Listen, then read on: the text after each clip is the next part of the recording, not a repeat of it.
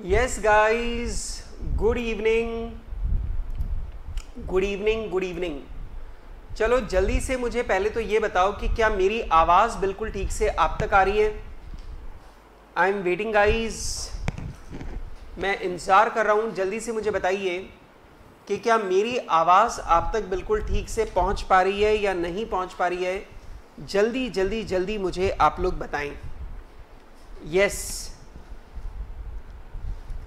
हाँ जी, yes guys, good evening good evening good evening. जल्दी से मुझे बताइए कि क्या मेरी आवाज़ बिल्कुल ठीक से आप तक आ रही है। Yes Diksha, good evening. Yes Shubham, good evening. Kumar commerce academy, good afternoon. Good evening Varnan. Yes, चलो कुमार कॉमर्स एकेडमिक, तुम्हारा असली नाम लिखो ताकि मैं वही नाम बोल पाऊं। ठीक है, चलो ओके गाइस, अब हम लोग फटाफट से आगे बढ़ते हैं और अब जल्दी जल्दी आप लोग मेरी बात को सुनेंगे। ठीक है, चलो मैं लास्ट एकदम चेक कर लेता हूं सारी सेटिंग्स वगैरह को। Yes, everything is okay. आइए चलिए दोस्तों, अब हम अपनी आगे की बात जो है उसे हम लोग कंटिन्यू करते हैं, आगे की बात को शुरू करते हैं। दोस्तों कल की क्लास में मैं आप लोगों को जीडीपी के बारे में समझा रहा था, जीडीपी एमपी के बारे में मैं आपको समझा रहा था।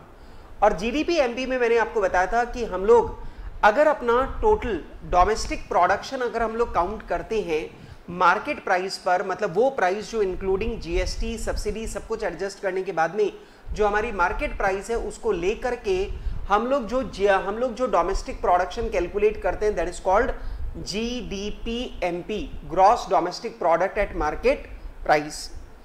जीडीपी को लेकर के एक मुद्दा मैं और डिस्कस करना चाहता था, और वो एक बात को समझना कि जब हम लोग जीडीपी कैलकुलेट करते हैं तो दोस्तों जीडीपी कैलकुलेट करते टाइम हम लोग प्रोडक्शन को लेते हैं, सेल को नहीं लेते। अब होता क्या है, आप लोग जब सवाल करेंगे तो आप लोगों को कभी कभार जीडीपी कैलकुलेट करना होगा और क्वेश्चन में आप लोगों को सेल गिवन होगा। तो एक बात ध्यान रखना, GDP is gross domestic production, ना कि सेल। तो अगर आपको कभी भी क्वेश्चन में सेल गिवन है तो आप लोगों को उसे चेंज करके प्रोडक्शन बनाना पड़ेगा। क्लियर है बात? Yes, okay. यस कुमार, कोई दिक्कत नहीं है, अगर ये फर्स्ट क्लास है तो भी आपको समझ में आ जाएगा, डोंट वरी अबाउट इट। और यस चंचल, गुड इवनिंग। यस, चलिए बेटा, अब जल्दी से मुझे ये बता दीजिए कि जो मैंने लास्ट पॉइंट आप लोगों को लिखवाया था वो पॉइंट का नंबर क्या था, बस मुझे नंबर बता दो। 1 2 3 4 ABCD क्या लिखवाया था मैंने लास्ट पॉइंट, मुझे वो बता दो। यस, हरी अप गाइज, मुझे जल्दी से ये बता दो जो लास्ट पॉइंट मैंने लिखवाया था उसका नंबर क्या था, वो बता दो।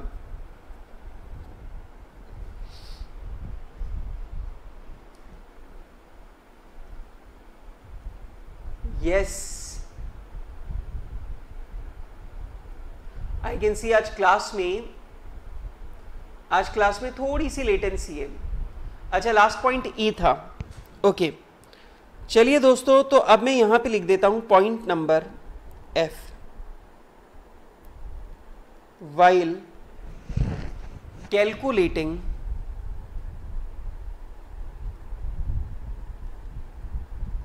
GDP, always remember that we are calculating production, not sales. Therefore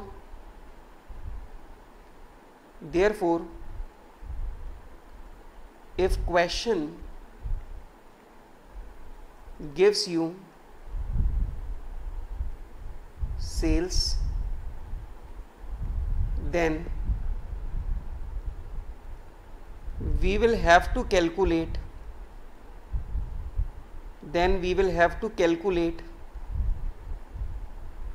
production as under. तो बेटा अगर क्वेश्चन में कभी भी आपको सेल्स अगर गिवन है तो आपको सेल्स से प्रोडक्शन कैलकुलेट करना पड़ेगा। और सेल्स से प्रोडक्शन कैसे कैलकुलेट करते हैं? Production is equals to sales plus closing stock minus opening stock. Sales plus closing stock minus opening stock. अब जरा इस बात को समझना, इसके पीछे का लॉजिक। मान लीजिए कि अगर मैंने इस साल 100 यूनिट बेचे और मेरे पास क्लोजिंग स्टॉक 20 यूनिट्स का है, तो आप मुझे बताइए कि अगर मैंने 100 यूनिट बेच दिए और 100 यूनिट बेचने के बाद भी अगर मेरे पास में 20 यूनिट्स का क्लोजिंग स्टॉक है, इसका मतलब यह हुआ कि मेरे पास में टोटल यूनिट्स कितने हैं? 120। अब मान लीजिए मैंने ऐसा कहा कि 120 यूनिट में से 5 यूनिट जो हैं वो ओपनिंग स्टॉक वाली हैं। 120 में से 5 यूनिट जो हैं वो ओपनिंग स्टॉक वाली हैं। तो बताइए करंट ईयर में बनाए हुए यूनिट कितने होंगे? 115। बेटा जरा सोच के देखो कि अगर 100 यूनिट बेचने के बाद मेरे पास 20 यूनिट बचे हैं, तो आप मुझे जल्दी से बताइए मेरे पास टोटल माल कितना है? 120। यदि 120 में से 5 यूनिट अगर ओपनिंग स्टॉक वाली हैं, तो इसका मतलब बाकी 115 यूनिट जो है वो हमारा करंट ईयर में प्रोडक्शन हुआ है, तभी तो 120 होंगे। 5 यूनिट का ओपनिंग स्टॉक है, अब 115 यूनिट का प्रोडक्शन करंट ईयर में हुआ होगा, तभी तो मेरे पास टोटल 120 यूनिट है। तो मेरा करंट ईयर का प्रोडक्शन हो जाएगा कितना? 115 यूनिट का। मेरा करंट ईयर का प्रोडक्शन हो जाएगा कितना? 115 यूनिट्स का। ठीक है, एज सिंपल एज दिस। तो बेटा आप ध्यान रखिएगा, अगर क्वेश्चन में कभी भी आप लोगों को सेल गिवन होगा तो साथ में आप लोगों को क्लोजिंग स्टॉक और ओपनिंग स्टॉक भी गिवन होगा, और उसको हम इस तरीके से एडजस्ट करके हम लोग प्रोडक्शन निकाल सकते हैं। लेकिन मेरे बच्चों, प्रोडक्शन को लेकर के सवाल कुछ घुमा भी सकता है। सवाल ऐसा भी आपको सवाल में ऐसी जानकारी भी दे सकता है कि सेल्स आपको दे दिया और सेल्स के साथ में आपको यहां पर इंक्रीज इन स्टॉक दे दिया। अब जरा सोचो, क्वेश्चन के अंदर आपको ओपनिंग स्टॉक और क्लोजिंग स्टॉक अलग अलग देने के बजाय क्वेश्चन में आपको चेंज इन स्टॉक दे रखा है। तो आप मुझे बताइए चेंज इन स्टॉक का मतलब क्या है? क्लोजिंग स्टॉक और ओपनिंग स्टॉक के बीच का डिफरेंस। अब सवाल यह आता है कि उस डिफरेंस को जोड़ना है या घटाना है, ये कैसे करें? अब समझना, अगर क्वेश्चन में इंक्रीज इन स्टॉक दे रखा है, मतलब क्लोजिंग स्टॉक ज्यादा है और ओपनिंग स्टॉक कम है, इसका मतलब आपको डिफरेंस का पैसा ऐड करना है। क्लोजिंग स्टॉक ज्यादा है, ओपनिंग स्टॉक कम है, तो आपको डिफरेंस का पैसा ऐड करना है। तो आप सेल्स में क्या करेंगे? प्लस कर देंगे इंक्रीज इन स्टॉक।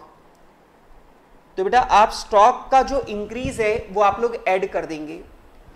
एक बात मुझे बताओ, अगर मान लो क्वेश्चन में आपको इंक्रीज इन स्टॉक की जगह अगर आपको डिक्रीज इन स्टॉक दे रखा है, तो आप क्या करेंगे? Sales plus. अब जरा ध्यान से सोचो कि अगर डिक्रीज इन स्टॉक है, इसका मतलब क्लोजिंग स्टॉक कम है, ओपनिंग स्टॉक ज्यादा है। ओपनिंग स्टॉक ज्यादा था और क्लोजिंग स्टॉक कम है, तभी तो आप बोलोगे डिक्रीज इन स्टॉक। अब जरा फॉर्मूला को देख करके बताओ कि अगर ओपनिंग स्टॉक ज्यादा है और क्लोजिंग स्टॉक कम है, तो जो नेट अमाउंट है वो किस में आएगा? माइनस में। तो आप ध्यान से समझो, अगर क्वेश्चन के अंदर आपको डिक्रीज इन स्टॉक दे रखा है, तो आप डिक्रीज इन स्टॉक को क्या करेंगे? माइनस। तो ये ध्यान रखना, ये मैंने जो यहां पर पॉइंट आप लोगों को लिखवाया है, this point is very very important. ये वाला पॉइंट बहुत बहुत इंपॉर्टेंट पॉइंट है, और आप लोग जब सवालों को सॉल्व करेंगे तो सवालों को सॉल्व करते टाइम ये वाला पॉइंट आपके बहुत यूज में आने वाला है। GDP is production not sale. और ध्यान रखना, अगर क्वेश्चन में सेल गिवन है तो आपको उससे प्रोडक्शन कैलकुलेट करना पड़ेगा। अगर क्लोजिंग स्टॉक और ओपनिंग स्टॉक दोनों अलग अलग दे रखे हैं तो बात ही खत्म हो गई। सेल्स में प्लस करेंगे क्लोजिंग स्टॉक तो टोटल माल पता चल गया, माइनस कर देंगे ओपनिंग स्टॉक, जो पहले वाला माल है वो माइनस कर देंगे, तो पता चल जाएगा करंट ईयर में यूनिट कितने बनाए। उसी के साथ में सवाल कभी कभार ओपनिंग स्टॉक और क्लोजिंग स्टॉक देने की बजाय डिफरेंस इन स्टॉक कैसे दे सकता है, इंक्रीज इन स्टॉक बोलकर या डिक्रीज इन स्टॉक बोलकर। तो अगर इंक्रीज इन स्टॉक बोला है तो ऐड कर देना, डिक्रीज इन स्टॉक बोला है तो लेस कर देना, दैट्स इट, बात खत्म। क्लियर है बात? यस। तो ये लीजिए बेटा, ये वाली जो बात है ये एकदम क्लियर है। और मैं अब इस पॉइंट के बारे में, जीडीपी के बारे में जितनी भी बातें मुझे करनी थी वो सारी की सारी बातें मैं आप लोगों के साथ में यहाँ पे डिस्कस कर चुका हूँ।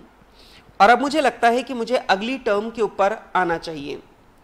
तो मेरे साथ में आप लोग सेकंड टर्म के ऊपर चलें और सेकंड टर्म लिखें, net domestic production at market price. Net domestic production at market price, ये मेरी अगली टर्म है। और बेटा इसका शॉर्ट फॉर्म होता है NDP-MP, net domestic production at market price. इसका शॉर्ट फॉर्म होता है एनडीपी-एमपी। अब जरा दिमाग लगा के समझने का प्रयास करते हैं। दोस्तों यहां पे आप लोग देख रहे हो, यहां पे डोमेस्टिक है, इसका मतलब यहां पर भारत की धरती का प्रोडक्शन लेना है। मार्केट प्राइस है, मतलब मुझे वो सेलिंग प्राइस लेनी है जिसमें जीएसटी जुड़ा हुआ हो, मतलब जो इनडायरेक्ट टैक्स है वो जुड़ा हुआ हो, मुझे वो वाली प्राइस लेनी है।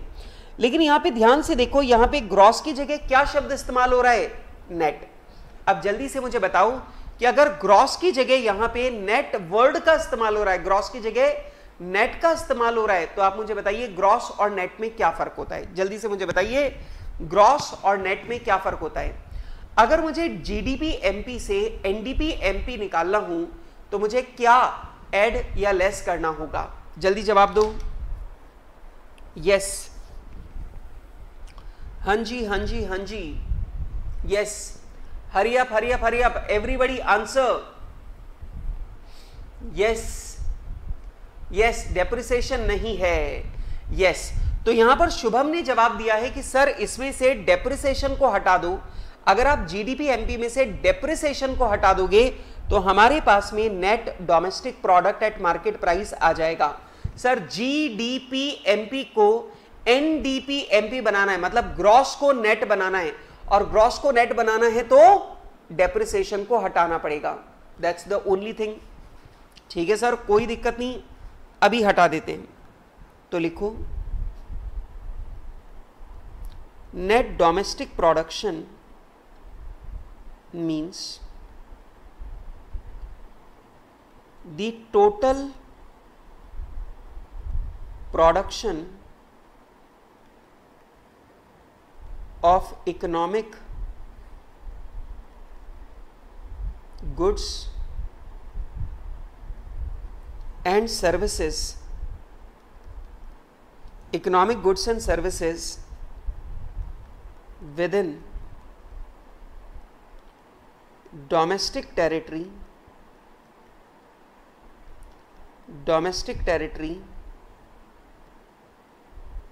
of a country by its normal residence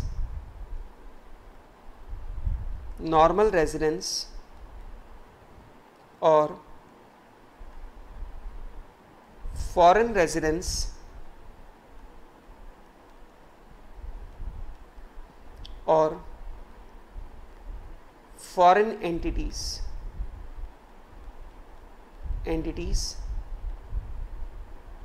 valued at market price,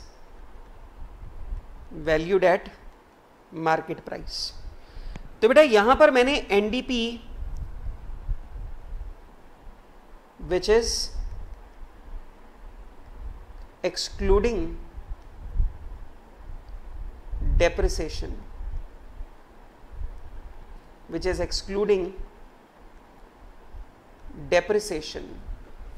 ठीक।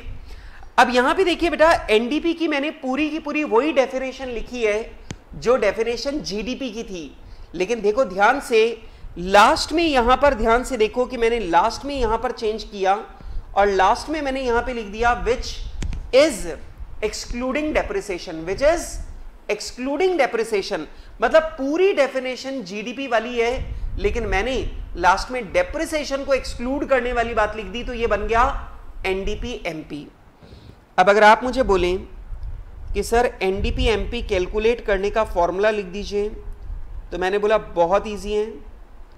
एनडीपी एमपी की कैलकुलेशन कितनी इजी है, सबसे पहला आप जीडीपी एमपी निकालो, और जीडीपी एमपी में से अगर आपने डेप्रिसिएशन को माइनस कर दिया, जीडीपी एमपी में से अगर आपने डेप्रिसिएशन को माइनस कर दिया, तो बेटा आपके पास आ जाएगा NDP MP, net domestic product at market price जो है वो आपके पास आ जाएगा।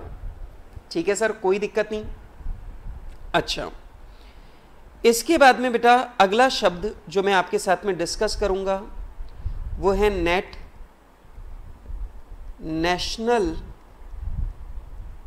National product eight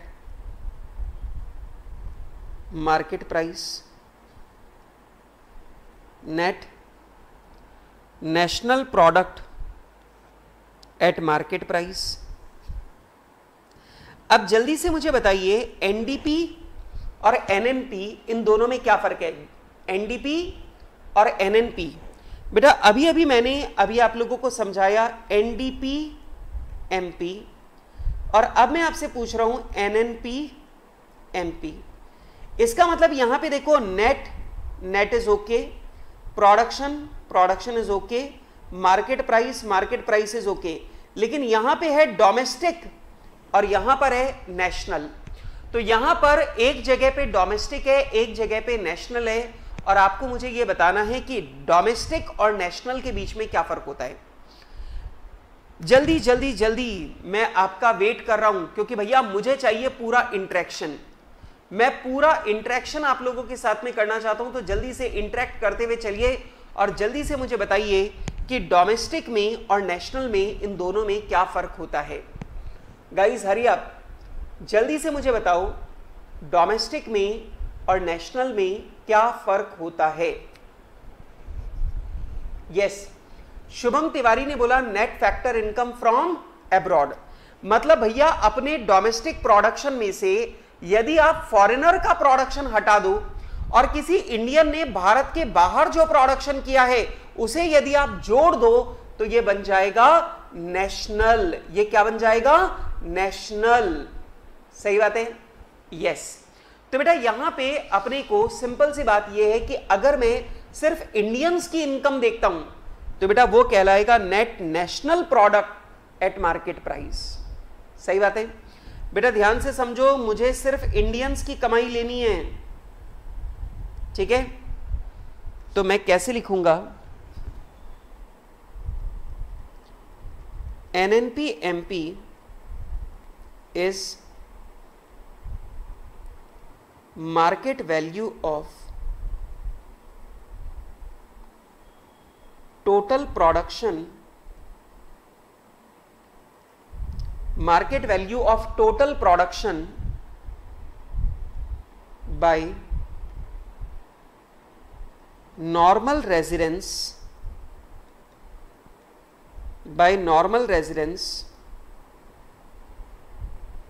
of a country whether within domestic territory,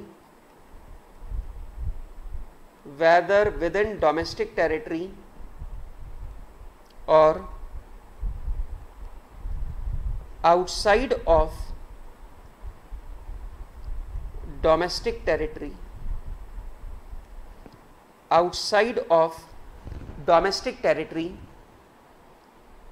net of depreciation,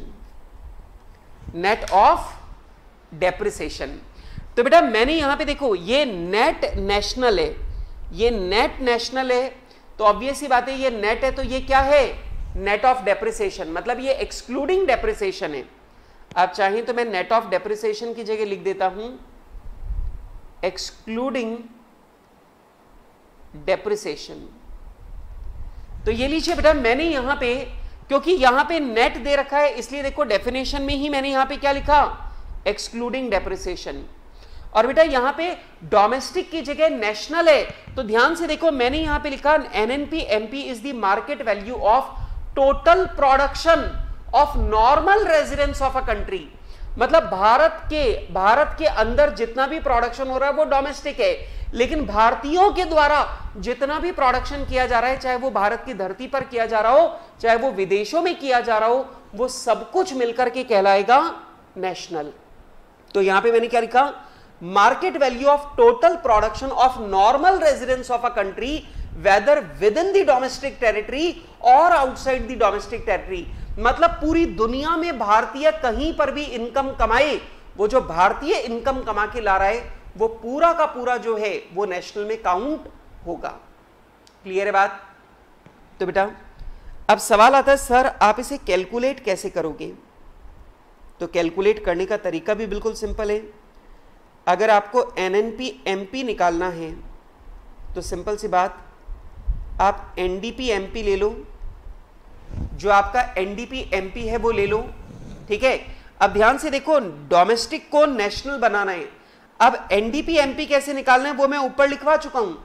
अब आपको शुरुआत करनी है एनडीपी एमपी से। एनडीपी एमपी में अगर हम प्लस कर दें या माइनस कर दें, net factor income from abroad को अगर मैं यहां पे ऐड कर दूं तो बेटा मेरा जो नेट डोमेस्टिक प्रोडक्ट है वो बन जाएगा net national product at market price. क्या बन जाएगा? Net national product at market price. ठीक है, तो बेटा यहां पे हमने नेट डोमेस्टिक को factor income from abroad adjust करके बना दिया नेट नेशनल प्रोडक्ट। ठीक है, ओके आगे बढ़ते हैं दोस्तों चौथी टर्म के ऊपर। और चौथी टर्म में मैं अब आपके साथ में डिस्कस करूंगा नेट या gross domestic product, gross domestic product at factor cost, gross domestic product at factor cost, जिसे हम लोग जीडीपी एफसी भी बोलते हैं। अब जल्दी से आप मुझे बताइए बेटा जीडीपी एट फैक्टर कॉस्ट क्या है? बेटा ग्रॉस मतलब इंक्लूडिंग डेप्रिसिएशन है, डोमेस्टिक मतलब भारत की धरती पर जितना भी माल इंडियंस और फॉरेनर्स जो भी बना रहे हैं वो सब इंक्लूड होगा। यस बिल्कुल आएगी, बिल्कुल आएगी शुभम, बिल्कुल आएगी। और बेटा इसके बाद में आप ध्यान से देखो, यहां पे लिखा है फैक्टर कॉस्ट, मार्केट प्राइस नहीं, यहां मैंने लिखा है फैक्टर कॉस्ट। अब आपको समझना है फैक्टर कॉस्ट का मतलब होता है जो सब्सिडी का पैसा है वो और जो इनडायरेक्ट टैक्स का पैसा है वो दोनों को एडजस्ट करने के बाद, दोनों को हटाने के बाद जो रियल मार्केट प्राइस है, जो रियल सेलिंग प्राइस है, उसे हम लोग बोलते हैं फैक्टर कॉस्ट। बेटा मैंने आपको बताया था कि राम टीवी बेचता है और राम की जो सेलिंग प्राइस है वो है 100। अब ऑब्वियस सी बात है सरकार इसके ऊपर जीएसटी लगाएगी 18, और बेटा जीएसटी मिलाकर जो टोटल सेलिंग प्राइस बनेगी दैट इज 118। और मैंने आपको बताया था बेटा ये जो 118 है इसे बोलते हैं मार्केट प्राइस, और ये जो 100 है इसे हम लोग बोलते हैं फैक्टर कॉस्ट। मतलब फैक्टर कॉस्ट और मार्केट प्राइस ये दोनों सेलिंग प्राइस ही है, सिर्फ टैक्स का फर्क है, टैक्स और सब्सिडी का फर्क है। ठीक है, तो आप मुझे बताइए अगर मुझे डिफाइन करना है जीडीपी एट फैक्टर कॉस्ट तो मैं इसे कैसे डिफाइन करूंगा? मुझे वही परिभाषा लिखनी है जो जीडीपी की है, लेकिन यहां पे मुझे इनडायरेक्ट टैक्स और सब्सिडी को हटा करके बतानी है वैल्यू। सही बात है, तो मैं कैसे लिखूंगा इसकी परिभाषा? GDP at factor cost means value of total production, value of total production excluding indirect taxes and subsidy, excluding indirect taxes and subsidy, comma, within the domestic territory,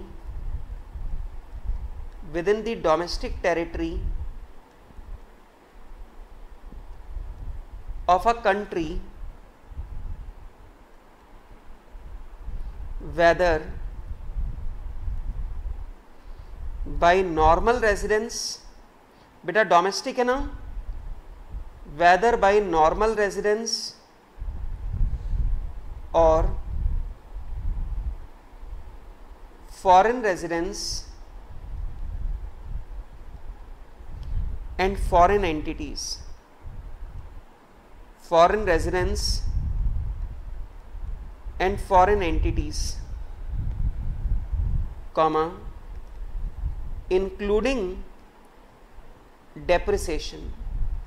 और बेटा जो वैल्यू अपन लोग ले रहे हैं वो इंक्लूडिंग डेप्रिसिएशन है, क्योंकि यहां पर क्या है, ग्रॉस, ठीक है। तो बेटा आपको यहां पर ये कुछ बातें जो हैं वो आपको यहां पे ध्यान रखनी है। सबसे पहला ये इंक्लूडिंग डेप्रिसिएशन है, क्योंकि यहां पे ग्रॉस डोमेस्टिक प्रोडक्शन है। यहां पे बेटा production normal residence, foreign entities, मुझे सबका प्रोडक्शन लेना है। क्यों? क्योंकि यहां पे डोमेस्टिक प्रोडक्शन की बात हो रही है, ठीक है। और बेटा यहां पर मुझे जो वैल्यू लेनी है वो excluding indirect tax and subsidy लेनी है, क्योंकि यहां पर फैक्टर कॉस्ट की बात हो रही है, ठीक है। तो मैंने पूरी परिभाषा बिल्कुल नॉर्मल तरीके से लिख दी और अपनी सारी बातों को यहां पे इंक्लूड कर दिया। अब अगर आप मुझे बोलें कि सर फॉर्मूला लिखवाऊं, तो सिंपल है, जीडीपी एट फैक्टर कॉस्ट अगर आपको निकालना है, जीडीपी एट फैक्टर कॉस्ट अगर आपको निकालना है तो बहुत आसान है। जीडीपी एट मार्केट प्राइस ले लो, जीडीपी एट मार्केट प्राइस में आप प्लस कर दो सब्सिडी को और माइनस कर दो इनडायरेक्ट टैक्स को, इनडायरेक्ट टैक्स को। तो आप जरा ध्यान से देखो, मैंने जीडीपी एमपी में से, जीडीपी एमपी में सब्सिडी का पैसा घटा हुआ है वो मैंने वापस ऐड कर दिया, और बेटा इनडायरेक्ट टैक्स जुड़ा हुआ है वो मैंने माइनस कर दिया। तो अगर मैं सब्सिडी और इनडायरेक्ट टैक्स दोनों को हटा दूं तो मेरे पास आ जाएगी GDP FC, GDP at factor cost. बेटा ध्यान से देखो, मैंने 100 रुपीज में से सब्सिडी को माइनस कर रखा होगा, तो मैंने उस सब्सिडी को वापस एड बैक कर दिया। इनडायरेक्ट टैक्सेस का पैसा मैंने जोड़ा होगा, उसको मैंने माइनस कर दिया। तो मैंने सब्सिडी और इनडायरेक्ट टैक्स दोनों को मैंने मार्केट प्राइस में से हटा दिया, तो ऑटोमेटिकली मेरे पास बचेगी क्या, जो मेरी रियल सेलिंग प्राइस है वो, और जो मेरी रियल सेलिंग प्राइस है उसी को हम लोग बोलते हैं GDP FC, GDP at factor cost, ठीक है। वैसे बेटा आप लोग ये ध्यान रखो कि एग्जाम में आप लोगों को सब्सिडी और इनडायरेक्ट टैक्स आपको अलग भी दे सकता है और इसका नेट अमाउंट भी आपको दे सकता है। तो ध्यान रखो, उस कंडीशन में आप ऐसा भी लिख सकते हो, GDP at factor cost is equals to GDP at market price, GDP at market price plus minus net indirect tax, plus minus net indirect tax. तो बेटा हमारे पास gross domestic product at factor cost जो है वो यहां पर आ जाएगा, सिंपल काम है, ठीक है। तो बेटा सब्सिडी और इनडायरेक्ट टैक्स को हटा दें तो जो जीडीपी एट मार्केट प्राइस है वो बन जाएगा जीडीपी एट फैक्टर कॉस्ट, ठीक है। चलो 5वीं टर्म की बात करते हैं, और 5वीं टर्म में आपके साथ में डिस्कस करूंगा gross national product at factor cost,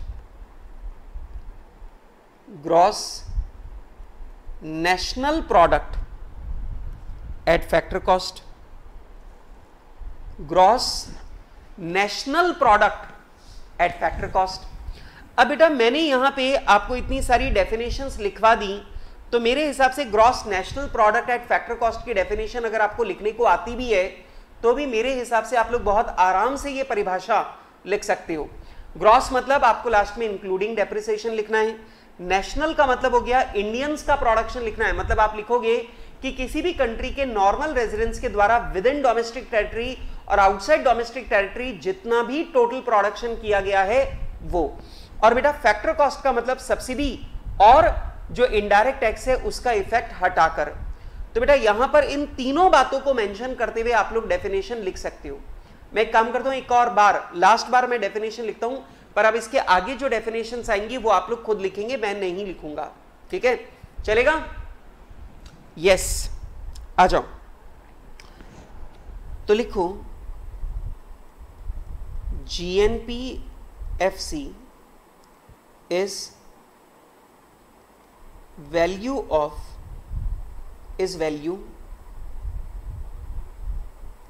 excluding subsidy and indirect tax, excluding subsidy and indirect tax of all the production of economic goods and services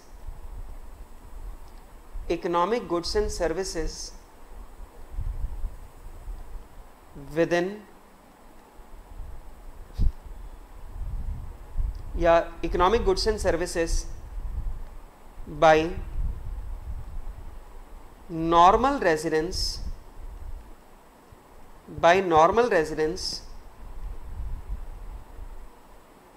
of a country,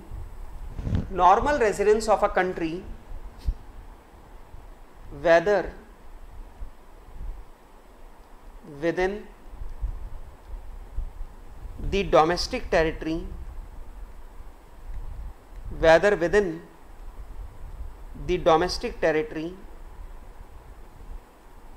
or outside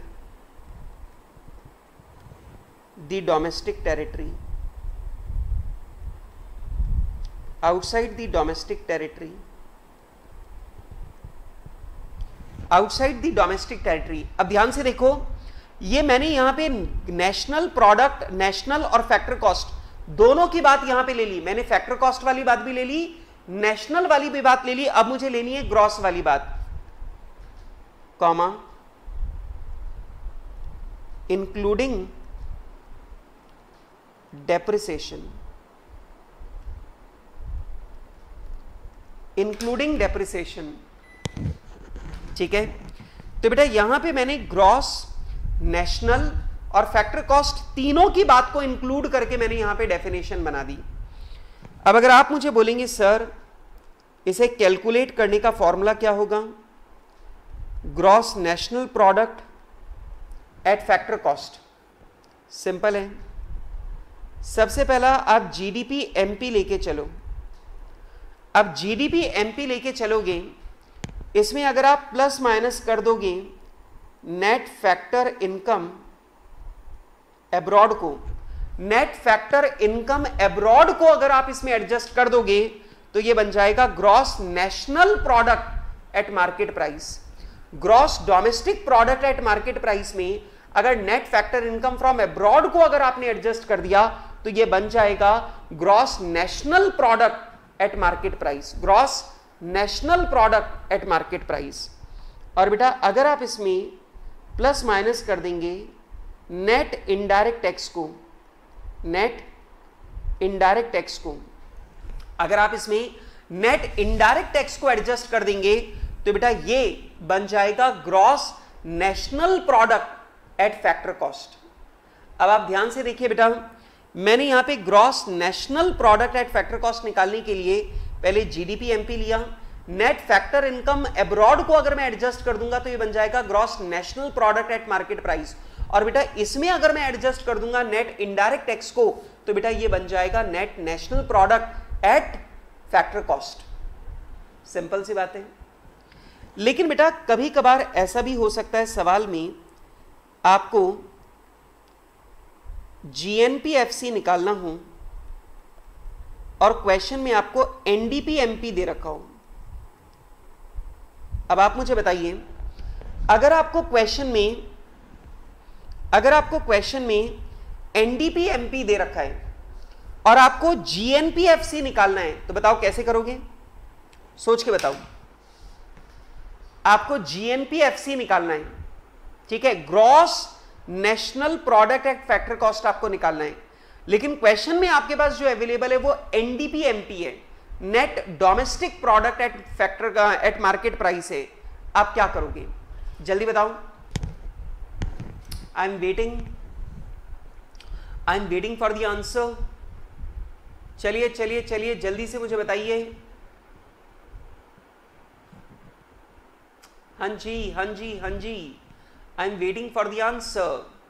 yes everybody, Shubham, Diksha, Krish, Varnan, answer everyone, मुझे जल्दी से answer चाहिए। चंचल, hurry up, मुझे जल्दी से बताइए। सबसे पहला ग्रॉस चाहिए, नेट दे रखा है, तो पहले तो मुझे नेट को ग्रॉस बनाना पड़ेगा। तो बताइए क्या करूं? नेट को ग्रॉस बनाना पड़ेगा। बेटा जल्दी से जवाब दो, नेट को ग्रॉस बनाना है, क्या करूं? सबसे पहला बेटा जीएनपीएफसी चाहिए, एनडीपीएमपी मेरे पास है, क्या करूं बोलो? Net domestic product at market price मेरे पास है, क्या करूं? यहां पे शुभम ने बोला सर डेप्रिसिएशन को लेस करो। गलत जवाब शुभम, बिल्कुल गलत जवाब है। बेटा नेट को ग्रॉस बनाना है तो डेप्रिसिएशन को वापस ऐड करना पड़ेगा। बेटा ग्रॉस बनाना है, मुझे नेट को ग्रॉस बनाना है वापस, तो डेप्रिसिएशन को लेस नहीं करना, डेप्रिसिएशन को प्लस करना है, ऐड करना है। तो अब ये जो net domestic product at market price है, इसमें डेप्रिसिएशन को जोड़ दिया तो ये बन गया जीडीपीएमपी, वही ऊपर वाला फिगर। अगर आपने डेप्रिसिएशन को वापस ऐड कर दिया तो ये बन गया जीडीपीएमपी। अब वही काम, नेट फैक्टर इनकम एब्रॉड को अगर मैं एडजस्ट कर दूंगा तो ये बन जाएगा gross national product at market price. और बेटा अगर मैं इसमें नेट इनडायरेक्ट टैक्स को अगर एडजस्ट कर दूं, एनआईटी, नेट इनडायरेक्ट टैक्स को अगर मैं एडजस्ट कर दूं तो ये बन जाएगा gross national product at factor cost. अब आप ध्यान से देखो, मैंने क्या किया, मैंने डेप्रिसिएशन को वापस ऐड कर दिया तो ये बन गया जीडीपी, और बेटा उसमें से net factor income from abroad को मैंने एडजस्ट कर दिया तो ये बन गया जीएनपीएमपी, और अगर मैंने इनडायरेक्ट टैक्स को एडजस्ट कर दिया तो ये बन गया जीएनपीएफसी। बात ही खत्म, जीएनपीएफसी, बात खत्म, ठीक है। हाँ दीक्षा बोल रही है सर माइनस करेंगे ना एनडीपीएफसी। बेटा एनडीपीएफसी जो है वो माइनस क्यों करेंगे? एनडीपीएफसी क्यों माइनस करेंगे? चलो कुछ गलत समझ रहे हो। अब आओ, अब मान लो आपको क्वेश्चन में जीएनपीएफसी निकालना है, जीएनपीएफसी आपको निकालना है, और क्वेश्चन में आपके पास एनएनपीएमपी है, क्वेश्चन में आपके पास एनएनपीएमपी है। ये देखो ऊपर निकाला था ना अपन ने, net national product at market price, ये रहा net national product at market price, NNPMP ऊपर निकाला है, वही पूछ रहा हूं। अगर क्वेश्चन में आपके पास net national product at market price है लेकिन आपको gross national product at market price चाहिए, तो बताओ बेटा नेशनल है, नेशनली चाहिए, तो नेशनल वाली बात तो खत्म हो गई। नेशनल है और नेशनली चाहिए तो बात ही खत्म हो गई, ये तो प्रॉब्लम ही खत्म हो गई अपनी।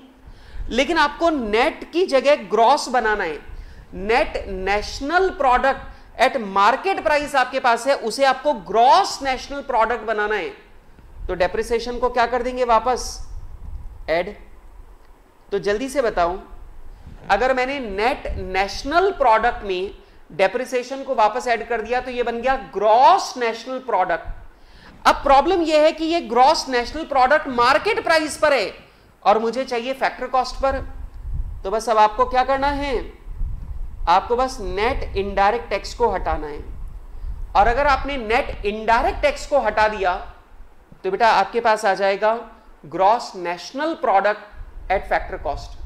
वर्णन क्या बोल रहे हो भाई? प्लस डेप्रिसिएशन माइनस डेप्रिसिएशन, क्या बोल रहे हो?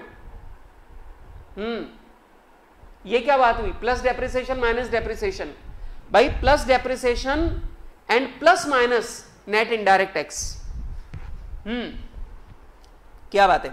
चलो बेटा, तो यहां पे आप ध्यान से देखो, क्वेश्चन में आपके पास जीडीपी एमपी हो सकता है, एनडीपी एमपी हो सकता है, एनएनपी एमपी हो सकता है। अगर आपके पास कुछ भी है तो आप सिर्फ ये देखो कि नेट को ग्रॉस बनाना है तो डेप्रिसिएशन को वापस ऐड कर दो। आपको नेशनल को नेशनल रखना है, कुछ मत करो। आपको मार्केट प्राइस को फैक्टर कॉस्ट बनाना है तो नेट इनडायरेक्ट टैक्स को हटा दो, बस बात खत्म। हाँ, यस यस यस, मजा आ गया, मजा आ गया, मजा आ गया भाई, क्या बात है sir. Gross national product at factor cost की बात तो हो गई सर। अब सर आगे चलो और बताओ net national product, net sorry gross national product हो गया, gross domestic product at factor cost हो गया, नेट हो गया, ओके। चलो, net national product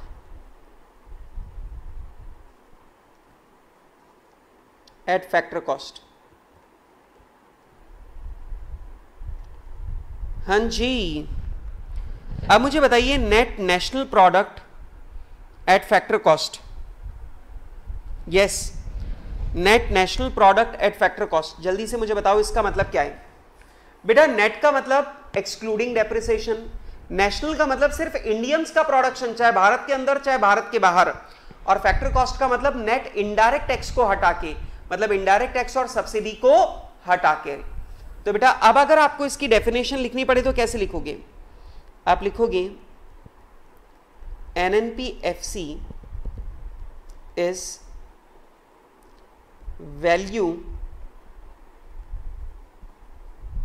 excluding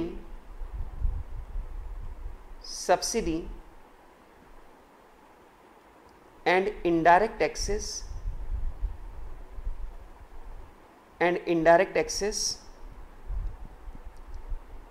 of all the production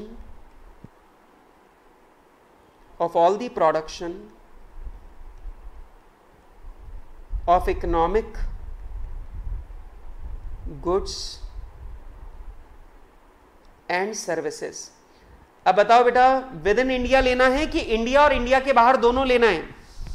economic goods and services by normal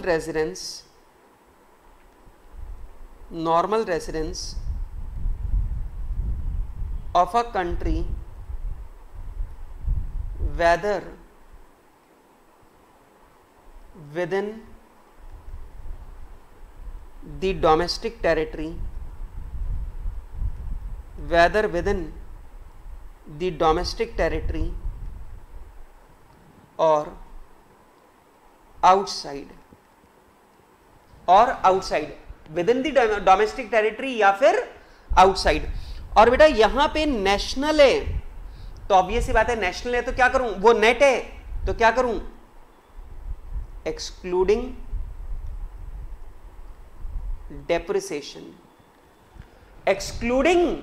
depreciation, yes, हाँ जी, okay. चलो अब आगे बढ़ते हैं, जल्दी से मुझे बताओ, मैं आपसे कुछ कुछ सवाल पूछूंगा, आप मुझे बताएंगे। दोस्तों अगर मुझे net national product at factor cost चाहिए, मुझे NNPFC चाहिए, net national product at factor cost मुझे चाहिए, तो आप मुझे जल्दी से ये बताओ, मेरे पास जीडीपी एमपी है, तो मुझे यहां तक पहुंचने का रास्ता बताइए। यस बेटा, मेरे पास जीडीपी एमपी है, मुझे NNPFC तक जाना है, बताओ कैसे चले? चलो चलो चलो गाइस, हरी अप, मुझे जल्दी से बताओ, जितना बताओगे उतना ज्यादा तुम लोगों को ये सारी बातें याद होंगी, तो इसलिए मुझे जल्दी से बताओ, net national product at factor cost मुझे निकालना है, और मुझे जीडीपी एमपी गिवन है, क्या करूं? सबसे पहले बेटा ग्रॉस को नेट बनाते हैं, तो ग्रॉस को नेट बनाने के लिए मैंने डेप्रिसिएशन को हटा दिया, ठीक है। अब मुझे डोमेस्टिक को नेशनल बनाना है, तो मैंने प्लस माइनस कर दिया नेट फैक्टर इनकम एब्रॉड को, तो मैंने नेट फैक्टर इनकम एब्रॉड को एडजस्ट कर दिया, तो मेरा डोमेस्टिक बन गया नेशनल। अब मुझे मार्केट प्राइस को बनाना है फैक्टर कॉस्ट, तो मैं इसमें से नेट इनडायरेक्ट टैक्स को एडजस्ट कर दूंगा। अब मैं इसमें नेट इनडायरेक्ट टैक्स को एडजस्ट कर दूंगा, मतलब सब्सिडी और इनडायरेक्ट टैक्स दोनों को हटा दूंगा, तो बेटा ये बन जाएगी फैक्टर कॉस्ट। तो देख लो, मैंने ग्रॉस को बनाया नेट, डोमेस्टिक को बनाया नेशनल और मार्केट प्राइस को बनाया फैक्टर कॉस्ट। और ऐसा करने पर मेरे पास में आ गया है क्या?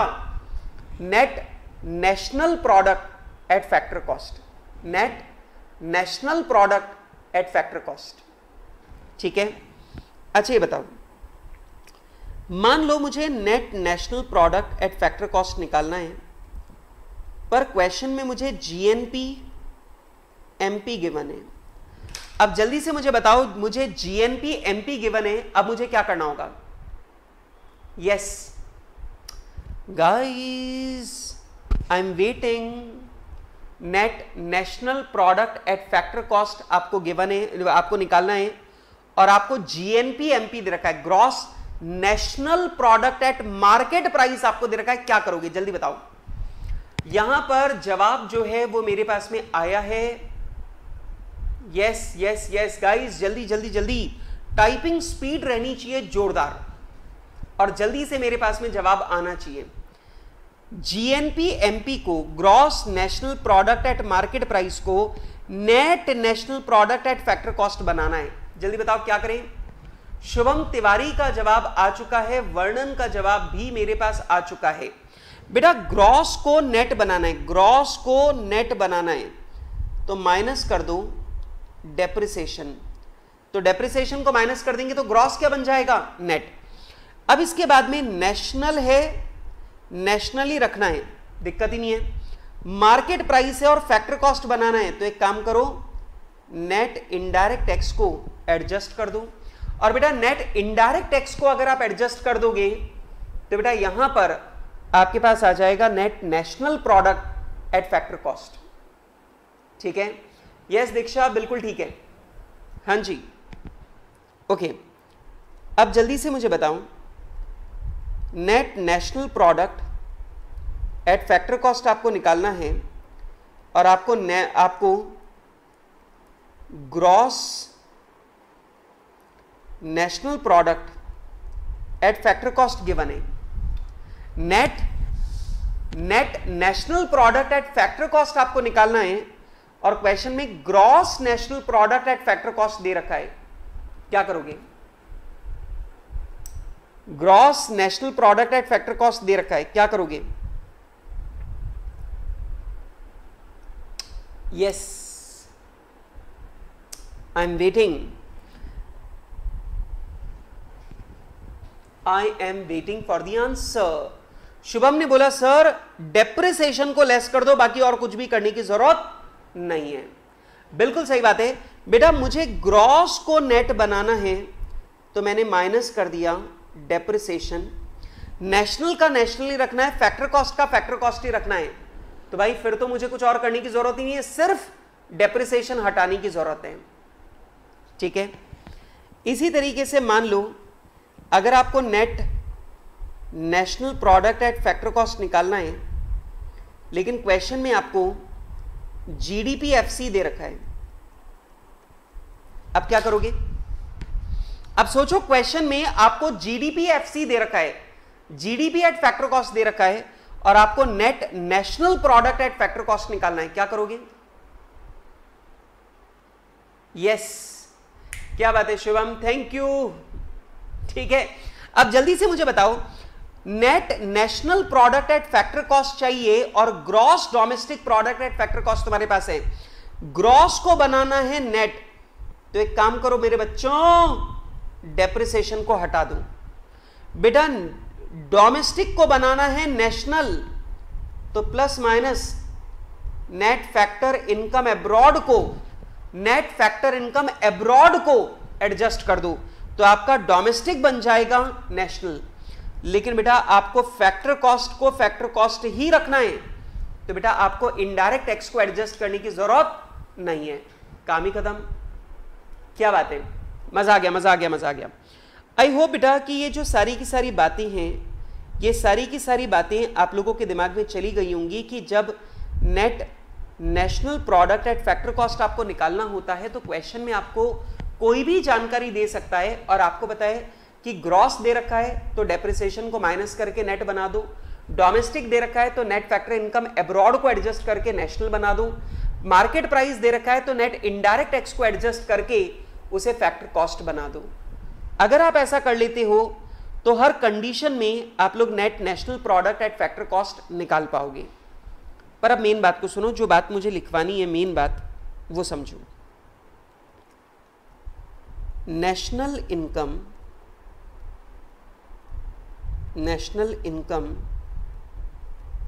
Is value of net national product at factor cost.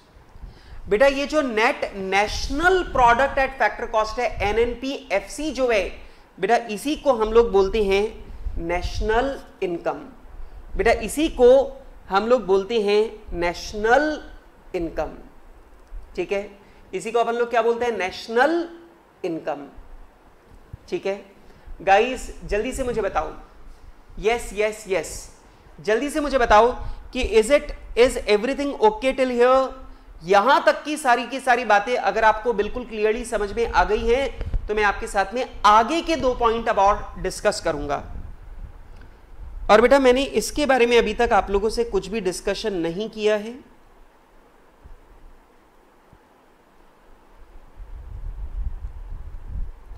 और अब मैं आपके साथ में बात करूंगा 2 टॉपिक्स के बारे में, एक पर्सनल इनकम के बारे में और दूसरा मैं आपके साथ में बात करूंगा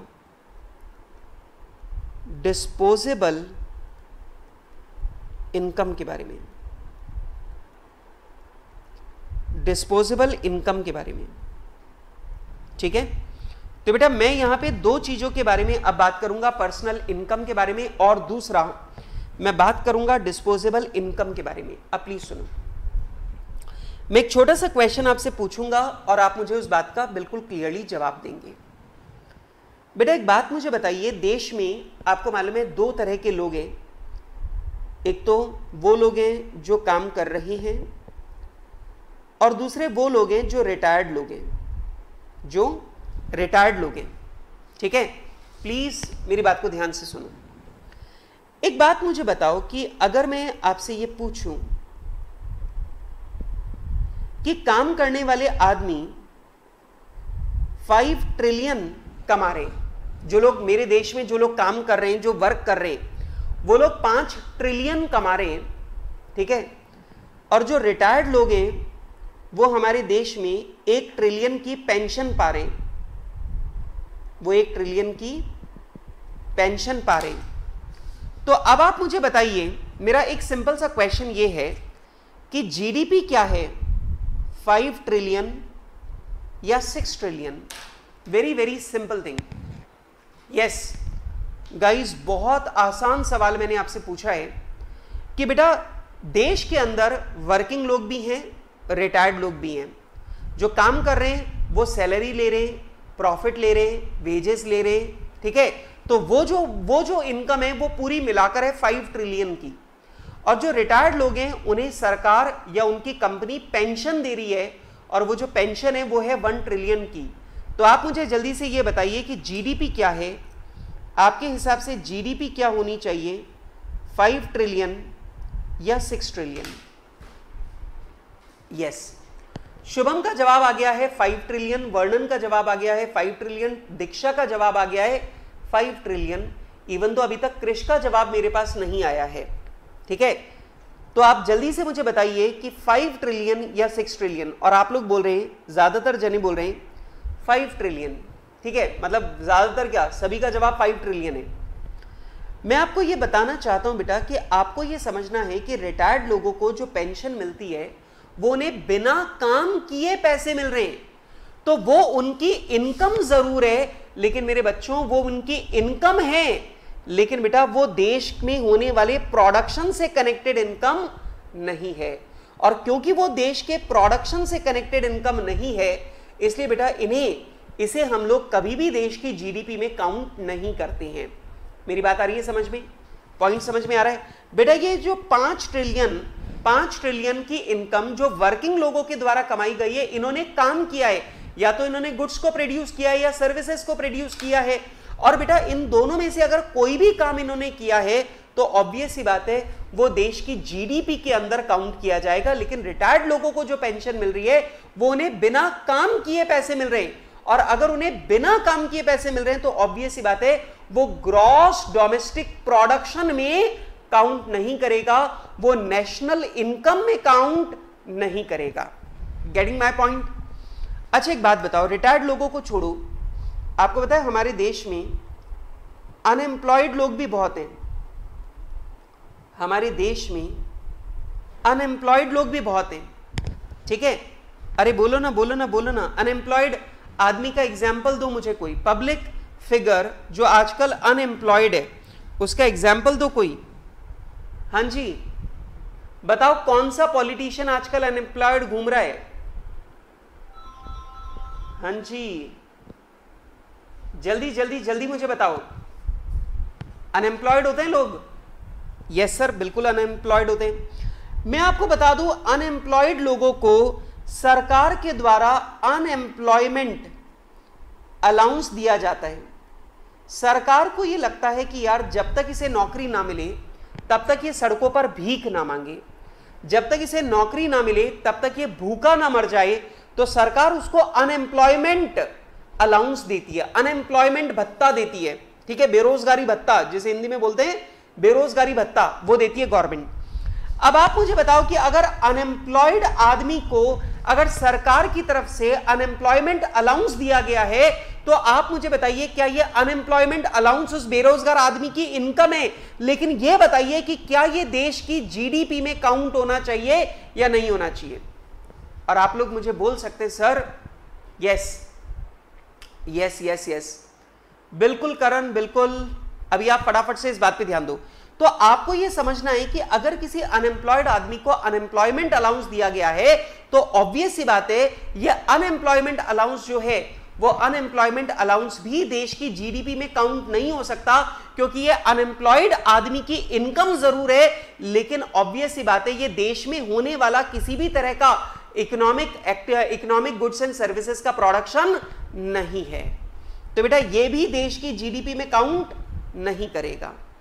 एक बात मुझे बताओ कि अगर एक एनजीओ है, मेरी बात को ध्यान से सुनिएगा, एक एनजीओ है और बेटा इस एनजीओ को डोनेशन मिला, तो आप मुझे बताइए एनजीओ को डोनेशन मिला है। अब आप मुझे बताइए ये जो एनजीओ को डोनेशन मिला है, या छोड़ो सारी बातें, मेरे को डोनेशन मिला है, तो आप मुझे बताइए क्या ये देश की जीडीपी में काउंट होगा? जवाब है नहीं। क्यों? क्योंकि आप इस इनकम को कमाने के लिए किसी भी प्रकार की इकोनॉमिक गुड्स एंड सर्विसेज का प्रोडक्शन नहीं कर रहे हो, और किसी भी प्रकार से आप इकोनॉमिक गुड्स एंड सर्विसेज का प्रोडक्शन नहीं कर रहे तो ये देश की जीडीपी के अंदर काउंट नहीं होगा। यस। अब यहां पे शुभम तिवारी ने एक बात बोली कि सर जो लोग केबीसी में 5 करोड़ जीते, जो लोग केबीसी में 5 करोड़ रुपए जीते हैं, क्या वो देश की जीडीपी में काउंट होगा? क्या वो देश की जीडीपी में काउंट होगा? और जवाब है नहीं होगा, नहीं होगा। ठीक है, अब सुनो बेटा, केबीसी में जो आप जीत रहे हो वो पैसा जो है उसके लिए आपने किसी भी प्रकार के इकोनॉमिक गुड्स एंड सर्विसेज को प्रोड्यूस नहीं किया है, वो जीडीपी में काउंट नहीं होगा, और जीडीपी में काउंट नहीं होगा तो वो नेशनल इनकम में भी काउंट नहीं होगा। इसके अलावा एक और क्वेश्चन पूछता हूं, ये बड़ा मजेदार पॉइंट है। ये आदमी है, ये बैंक है, ठीक है, इस आदमी ने बैंक से 100 करोड़ का लोन लिया। बताओ बेटा, बताओ भविष्य क्या है? ये आदमी लंदन भागेगा, ये फ्यूचर टेंस है। तो प्रेजेंट टेंस है, इस आदमी ने बैंक से 100 करोड़ का लोन लिया, फ्यूचर टेंस है, अब ये आदमी लंदन भाग जाएगा, सही बात है। अच्छा खैर, अब मेरी बात को सुनो। इस आदमी ने बैंक को ब्याज के साथ 110 करोड़ रुपया वापस किया, बैंक से 100 करोड़ का लोन लिया और बाद में ब्याज के साथ में 110 करोड़ रुपए वापस कर दिए। मुझे जल्दी से बताइए कि ये जो 100 करोड़ लिया और 110 करोड़ रुपए चुकाया, क्या ये 210 करोड़ हमारे देश की जीडीपी में आना चाहिए? क्या ये 110 करोड़ रुपए हमारे देश की जीडीपी में आना चाहिए, या 10 करोड़ का जो इंटरेस्ट है वो देश की जीडीपी में आना चाहिए? बेटा ये जो 100 करोड़ का लोन लिया और 100 करोड़ का लोन वापस चुकाया, ये सिर्फ ट्रांसफर पेमेंट है। This is called transfer payment. बेटा यहां पे ये जो अपन रिटायर्ड लोगों को पेंशन दे रहे हैं, ये जो अनएम्प्लॉयड लोगों को हम लोग अनएम्प्लॉयमेंट अलाउंस दे रहे हैं, ये जो एनजीओस को हम लोग डोनेशन दे रहे हैं, ये पैसा जो है, ये पैसा किसी प्रोडक्टिव एक्टिविटी से रिलेटेड नहीं है, ये किसी प्रोडक्शन से रिलेटेड नहीं है। इसे हम लोग बोलते हैं ट्रांसफर पेमेंट्स। क्या बोलते हैं इसे हम लोग? Transfer payments. और आपको ध्यान रखना है कि ये ट्रांसफर पेमेंट्स जो हैं, ये ट्रांसफर पेमेंट्स जो हैं वो देश की जीडीपी में काउंट नहीं होते। पर ये ध्यान रखना, ये 10 करोड़ का जो इंटरेस्ट है ये इकोनॉमिक एक्टिविटी है, ये जीडीपी में काउंट होगा।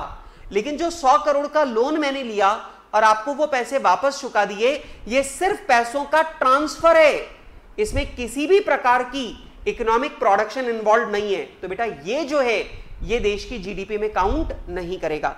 लेकिन ये जो 10 करोड़ है ये इकोनॉमिक सर्विस है, मैंने आपको अपना पैसा इस्तेमाल करने के लिए दिया और आपने इस्तेमाल करने के बदले उसका प्रतिफल मेरे को दिया है 10 करोड़ का इंटरेस्ट, तो ये मेरी इकोनॉमिक सर्विस है। और बेटा ये जो 10 करोड़ का इंटरेस्ट है ये हमारे देश की जीडीपी में काउंट होगा।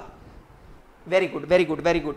तो जल्दी से मुझे बताओ कि क्या आपको ये वाली बात समझ में आ रही है कि ट्रांसफर पेमेंट्स कभी भी जीडीपी में काउंट नहीं होते और कभी भी नेशनल इनकम में काउंट नहीं होते। क्लियर है बात? Yes yes yes yes. अगर कोई इकोनॉमिक गुड्स एंड सर्विसेज का प्रोडक्शन हो रहा है तो जीडीपी में काउंट होगा, नहीं तो नहीं होगा। ठीक है, वरना उसे हम लोग क्या बोलते हैं? Transfer payments, transfer payments. चलो अब मेरे दोस्तों, मेरे बच्चों, मेरे नन्हे मुन्नों, जल्दी से मेरी बात को सुनो और बात सुनो। सवाल आता है सर पर्सनल इनकम क्या है? दोस्तों पर्सनल इनकम का मतलब होता है, यस, पर्सनल इनकम का मतलब होता है वो पैसा जो एक हाउस होल्ड को, आम आदमी को अपना घर खर्च चलाने के लिए जो नकद नारायण, जो कैश, जो रोकड़ा उसकी जेब में आ रहा है, जो कैश आया है, बस वही उसकी पर्सनल इनकम कहलाता है। अब कई बच्चे बोलते हैं सर जो इनकम है वही जेब में आएगी। मैंने बोला ऐसा नहीं होता भाई, मैं बताता हूं कैसे। मेरी बात को सुनो। ये एक व्यक्ति है, guys please listen this very very carefully, this is very very important, please, ये बहुत इंपॉर्टेंट बात है। ये एक व्यक्ति है, इसकी सैलरी 1 लाख रुपए की है, लेकिन बेटा इसका एम्प्लॉयर इसकी सैलरी में से प्रोविडेंट फंड का पैसा काट लेता है 10,000 और प्रोविडेंट फंड का पैसा काट कर इसको 90,000 पे करता है। प्रोविडेंट फंड का पैसा काट कर इसे 90,000 पे करता है। अब ध्यान से देखो, ये 10,000 इसकी इनकम जरूर है, पर यह पैसा अभी से रिसीव नहीं हुआ। इसको रिसीव कितना हो रहा है? 90,000। मेरी बात आ रही है समझ में? तो हमेशा ध्यान रखना, जितनी इनकम होती है उतना पैसा रिसीव नहीं होता, जितनी इनकम दिखाई दे रही है उतना पैसा रिसीव नहीं होता, क्योंकि प्रोविडेंट फंड का, ग्रेच्युटी फंड का, पेंशन फंड का पैसा काट लिया जाता है एम्प्लॉयर के द्वारा। क्लियर है बात? यस सर, बिल्कुल क्लियर है। नंबर 2, मान लो यह आदमी जाकर इस आदमी को कहीं से अलाउंस में, कहीं से वो मिल जाता है डोनेशन। मान लो इस व्यक्ति को कहीं से डोनेशन मिल जाता है 40,000 का। अब ध्यान से देखो, ये 40,000 का डोनेशन इसे मिला है, ये 40,000 इसने कमाए नहीं है, लेकिन इसने रिसीव किए हैं, हाँ कि ना? ये 40,000 डोनेशन मिली है, ये 40,000 इसने कमाई नहीं है, पर इसे रिसीव जरूर हुआ है कैश। क्लियर है मेरी बात? तो बेटा पर्सनल इनकम का मतलब होता है एक हाउस होल्ड की पॉकेट में जितना कैश रिसीव हो रहा है उसे उसकी पर्सनल इनकम बोला जाता है। क्लियर है बात? बेटा दोबारा से मेरी बात को सुनो, मेरी बात समझ में आ रही है? मैंने आपको यहां पर एक बात बोली है, प्लीज मेरी बात को ध्यान से सुनो। पर्सनल इनकम का मतलब होता है एक हाउस होल्ड को, एक आम आदमी को, एक आम व्यक्ति को अपना घर खर्च चलाने के लिए जितना कैश रिसीव हो रहा है उस कैश रिसीट को हम लोग बोलते हैं पर्सनल इनकम। क्लियर है बात? क्लियर है बात? क्लियर है बात? क्लियर है बात? यस। तो जरा ध्यान से मेरी बात को लिखो।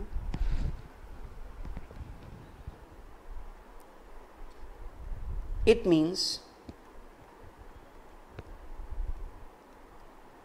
the total amount of cash received,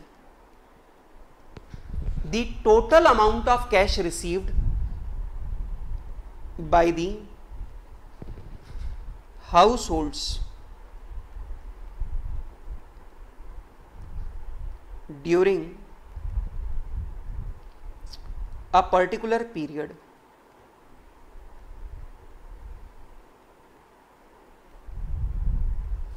ठीक है। अब आप बोलोगे सर इसे कैसे कैलकुलेट करें? मैंने बोला बहुत सिंपल है। अगर मैं यहां पे नेशनल इनकम ले लूं, सॉरी, अगर मैं यहां पे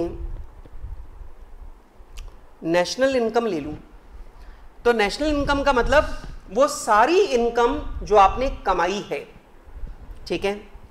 अब इसमें से माइनस कर दूं वो इनकम जो मैंने अर्न की है बट नॉट रिसीव्ड है। अब आप मुझे एक बात बताओ, नेशनल इनकम का मतलब वो इनकम जो देश के सारे नागरिकों ने कमाई है, लेकिन उस इनकम में से मैं वो इनकम हटा दूं जो मैंने कमाई तो है लेकिन रिसीव नहीं की है, वो मैंने हटा दी, और प्लस कर दूं इनकम रिसीव्ड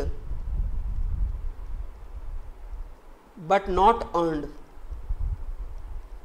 मतलब वो इनकम जो मैंने रिसीव की है लेकिन अर्न नहीं की है। अब अगर मैं ऐसा कर दूं तो आपको पता चल जाएगा एक हाउस होल्ड के पास में कितना कैश आया है, और हाउस होल्ड के पास में अपना घर खर्च चलाने के लिए जो कैश आया है उसी को हम लोग बोलते हैं पर्सनल इनकम। जरा देखो, आपकी इजीनेस के लिए मैं यहां पे लिख देता हूं वो इनकम जो आपने कमाई है पर रिसीव नहीं की, जैसे contribution to provident fund, gratuity fund, pension fund.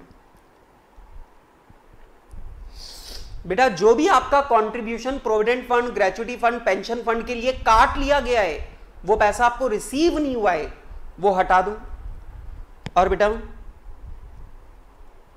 जो भी आपको डोनेशंस मिली है, ठीक है, लॉटरी का पैसा मिला है, ठीक है, जो भी आपको लॉटरी का पैसा मिला है वो सब, तो ये वो पैसा है जो आपको रिसीव हुआ है लेकिन आपने अर्न नहीं किया है। गाइस जल्दी से मुझे बताओ, पर्सनल इनकम का मतलब समझ में आ रहा है क्या? आम नागरिकों के द्वारा जो पैसा रिसीव किया गया है, कैश जितना जेब में आया है, बेटा उसी को हम लोग बोलते हैं personal income.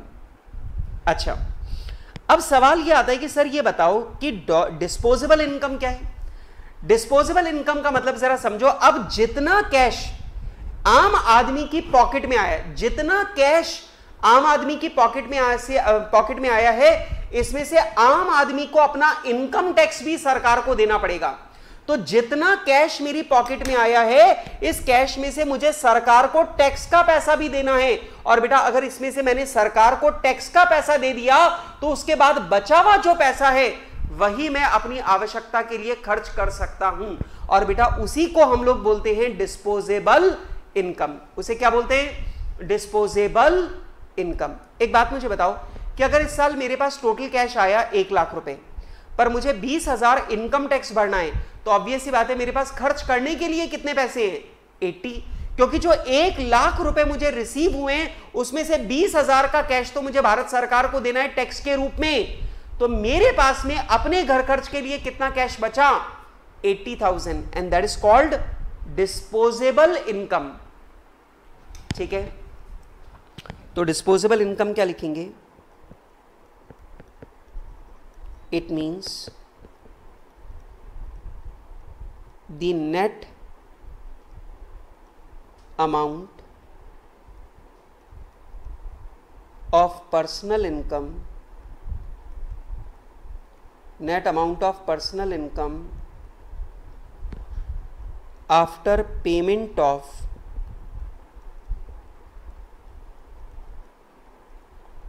personal income tax। तो बेटा पर्सनल इनकम टैक्स पे करने के बाद जो हमारे पास नेट इनकम का अमाउंट बचेगा उसे हम लोग बोलते हैं डिस्पोजेबल इनकम।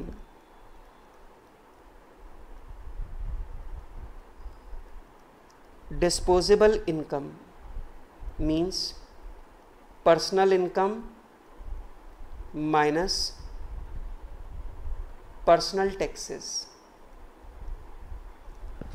ठीक है, तो बेटा पर्सनल इनकम मतलब जितना कैश मेरे पास आया माइनस जितना टैक्स मुझे भरना है वो, और वो हटाने के बाद अब जो बाकी का बचा हुआ पैसा है इससे मैं घर खर्च चलाऊंगा, और इसी को हम लोग बोलते हैं डिस्पोजेबल इनकम। क्लियर है बात? बेटा पर्सनल इनकम मतलब कमाई वमाई छोड़ो, जितना कैश पॉकेट में आ रहा है वो, और बेटा डिस्पोजेबल इनकम मतलब पर्सनल इनकम टैक्स देने के बाद अब आपके पास जो घर खर्च चलाने के लिए पैसा बचा, that is called disposable income. ठीक है, चलो गाइस जल्दी से मुझे बताओ कि आज मैंने आप लोगों को बहुत सारी बातें लिखवाई भी हैं और बहुत सारी बातें मैंने आप लोगों को समझाई भी हैं, और मुझे पूरी उम्मीद है कि आप लोगों को ये सारी की सारी टर्मिनोलॉजी और इन्हें कैलकुलेट करने के बारे में जो मैंने आपको बातें समझाई वो आप लोगों को पूरी की पूरी समझ में आ गई होंगी। यस, चलिए गाइस जल्दी जल्दी जल्दी जल्दी से मुझे बताइए कि जितनी बातें मैंने आपको समझाई वो सारी की सारी बातें आप लोगों को बात समझ में आई या नहीं आई? जल्दी से मुझे बताइए। यस पीपल, यस गाइस, जल्दी जल्दी जल्दी मुझे बताइए, बात समझ में आ गई? यस, ओके,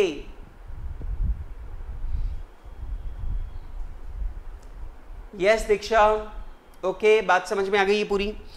दोस्तों कल मैं आप लोगों के साथ में, कल की क्लास में मैं आप लोगों के साथ में अब नेशनल इनकम कैलकुलेट करने के मेथड्स आपको सिखाऊंगा। आपको याद है शुरुआत में मैंने आप लोगों को लिखवाया था नेशनल इनकम निकालने के 3 तरीके हैं, प्रोडक्ट मेथड, इनकम मेथड और एक्सपेंडिचर मेथड। और कल से मैं आपके साथ में इन्हीं तीनों के बारे में डिस्कशन करूंगा, इन तीनों के नोट्स आप लोगों को लिखवाऊंगा, बड़ी गहराई से एक एक बारीकी आप लोगों को समझाऊंगा। और ऐसा करने पर जब प्रैक्टिकल क्वेश्चंस हम लोग करेंगे तो हमें वो बिल्कुल बच्चों जैसी बातें लगेंगी। ठीक है, ओके गाइस, चलो तो आज की क्लास यहीं पर खत्म, मिलते हैं कल की क्लास में। और मैं आपको बता दूं कल की क्लास इस चैप्टर की सबसे इंपॉर्टेंट क्लास है, इसलिए कल की क्लास मिस नहीं होनी चाहिए। ठीक है, तब तक के लिए बाय बाय।